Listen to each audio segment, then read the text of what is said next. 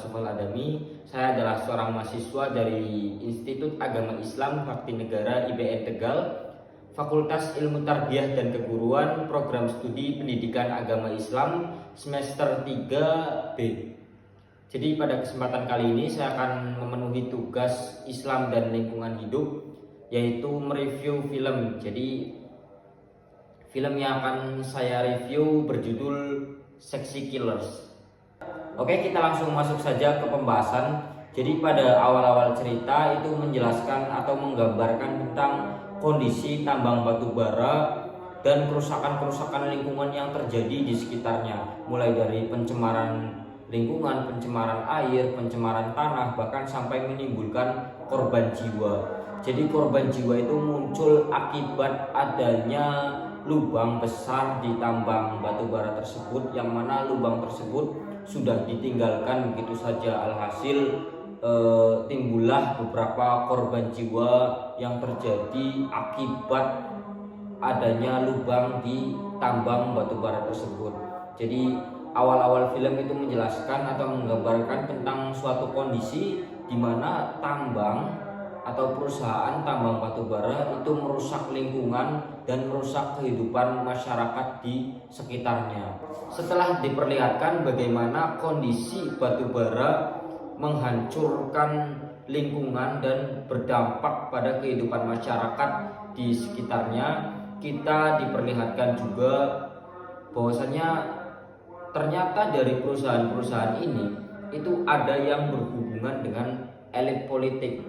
Ternyata perusahaan-perusahaan batubara ini memiliki orang-orang elit politik di dalamnya, yang mana mereka itu secara tidak langsung terhubung dengan presiden, calon-calon presiden dan wakil presiden pada saat itu. Nah, hal ini menimbulkan kontroversi di masyarakat Indonesia. Jadi ternyata manfaat atau sumber daya alam yang ada di Indonesia itu hanya dimanfaatkan oleh segelintir orang dan segelintir pihak untuk kepentingan dari mereka sendiri. Jadi kesimpulan dari film Sexy Killers ini yaitu ternyata eksploitasi alam atau eksploitasi sumber daya alam yang terjadi di Indonesia itu bukan tentang kerusakan lingkungan saja, tetapi di dalamnya ternyata terdapat beberapa elit politik yang terlibat di dalam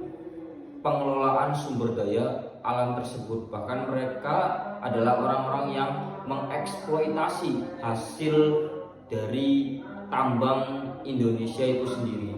Jadi film ini mengajak kita untuk